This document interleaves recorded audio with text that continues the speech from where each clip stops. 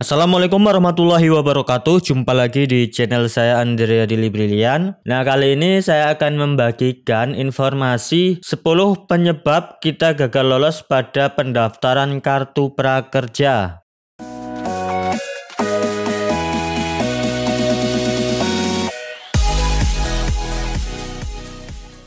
Apa kabarnya sahabat kartu prakerja dimanapun Anda berada? Semoga dalam keadaan sehat selalu.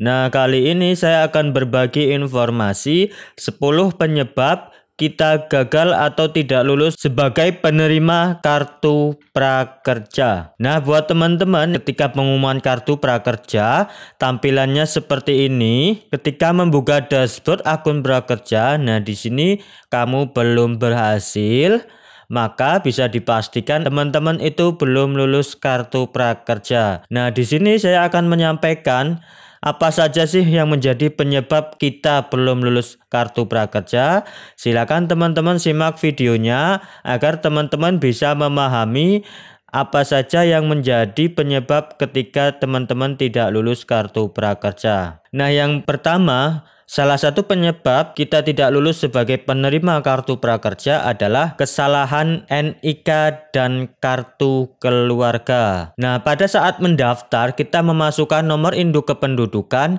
serta nomor kartu keluarga. Nah, nanti dari pihak prakerja itu akan memeriksa data NIK kita dan data kartu keluarga kita. Jadi, pihak prakerja itu menyeleksinya mengandalkan basis data kependudukan dari Kementerian Dalam Negeri atau Kemendagri. Hal ini membuat pengisian data NIK serta KK harus benar-benar sesuai.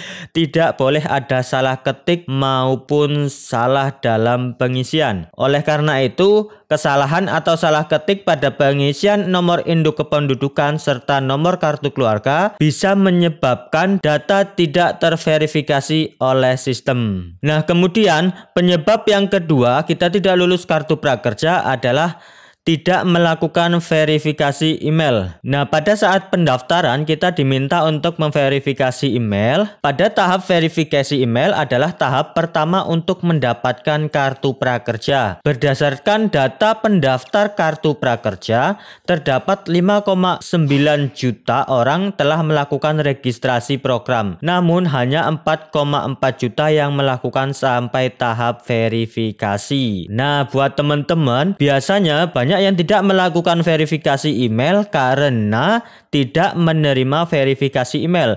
Teman-teman banyak yang menyerah atau menyudahi pendaftaran karena tidak menerima verifikasi email. Padahal verifikasi email tidak masuk ke kotak masuk utama di email. Verifikasi email kartu prakerja itu masuk di bagian spam email. Nah, di YouTube saya juga ada tutorial cara verifikasi email kartu prakerja. Nah, maka dari itu verifikasi email menjadi salah satu penyebab tidak lulus kartu prakerja. Kemudian penyebab yang ketiga tidak lulus kartu prakerja yaitu tidak verifikasi nomor HP. Nah, ketika kita mendaftar kartu prakerja, kita harus mengisi kode OTP yang dikirimkan ke nomor HP kita melalui SMS. Nah, ada beberapa yang tidak mendapatkan kode OTP tersebut. Kemungkinan karena masalah jaringan seluler atau nomor HP yang dimasukkan salah atau salah ketik dalam penulisan nomor HP, dan juga biasanya nomor HP yang dimasukkan tidak aktif sehingga tidak menerima verifikasi kode OTP yang dikirim ke HP. Nah, dari ketiga yang saya sebutkan tadi terkait penyebab tidak lulusnya kartu prakerja, yang pertama verifikasi email, kemudian verifikasi nomor induk kependudukan dan kartu keluarga, kemudian verifikasi nomor HP. Nah, ini adalah data pendaftar kartu prakerja. Tercatat ini data per tanggal 30 Oktober 2020. Data ini saya dapatkan melalui akun Instagram prakerja.go.id. Nah, kita bisa melihat data ini. Di sini yang mendaftar kartu prakerja di sini mencapai 40 juta orang. 47% diantaranya adalah perempuan. Kemudian yang lolos verifikasi email itu ada 26 juta orang. Artinya yang tidak lolos itu lebih dari 10 juta orang tidak lolos verifikasi email. Nah, kemudian yang lolos untuk nomor induk kependudukan dan kartu keluarga itu mencapai 20 juta orang.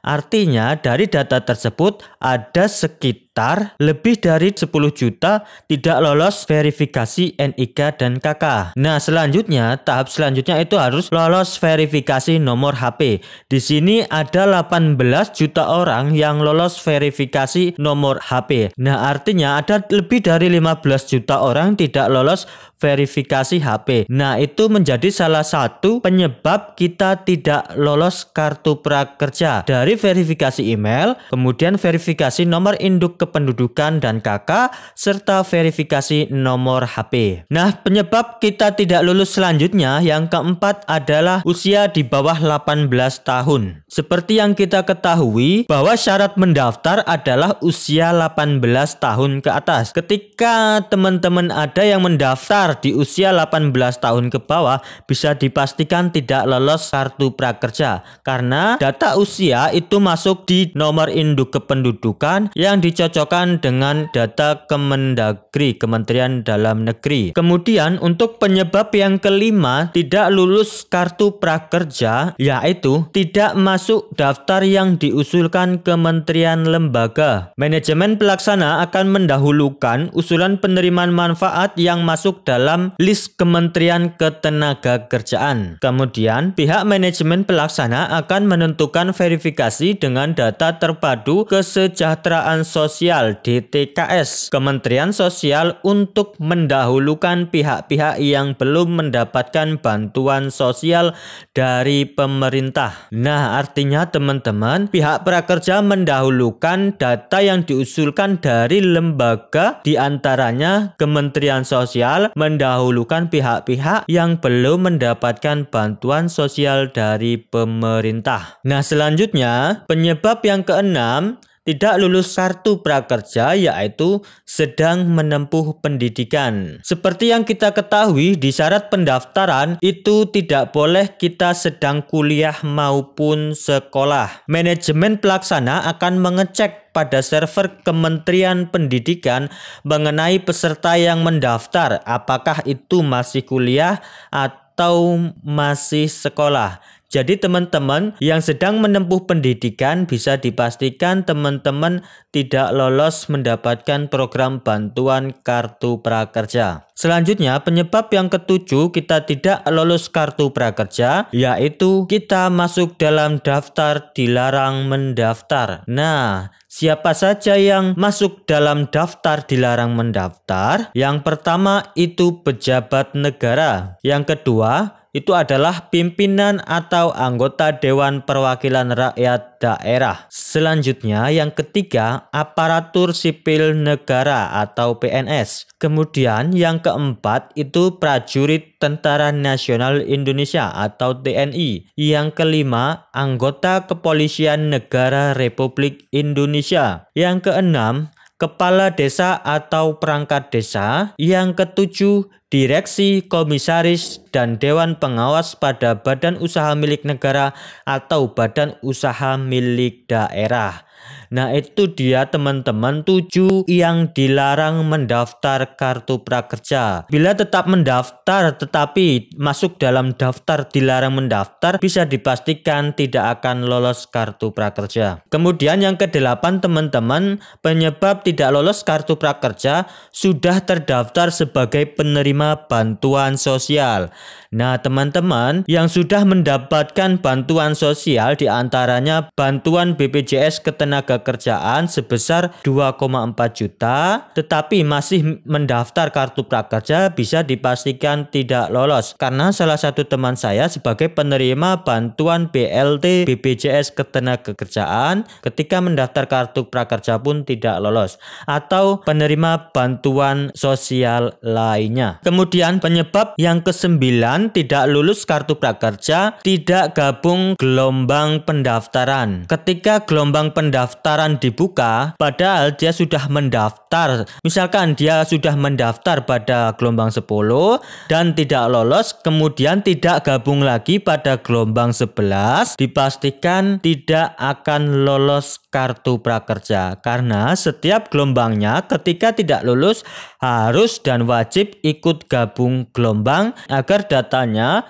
bisa diverifikasi lagi atau dievaluasi lagi oleh pihak prakerja. Nah, penyebab terakhir yang ke-10 ini adalah penyebab yang paling utama, teman-teman. Nah, penyebab utamanya adalah kuota yang terbatas. Seperti data yang saya peroleh dari pihak prakerja di Instagram prakerja, terdapat kurang lebih ada 40 juta pendaftar yang mendaftar kartu prakerja. Sedangkan total yang diterima itu hanya 5,6 juta. Sedangkan sisa kuota yang direbutkan di gelombang 11 itu ada sekitar 400.000 orang. Artinya ada sekitar 35 juta itu berebut kuota 400.000 orang. Dan bisa dipastikan peluangnya cukup kecil.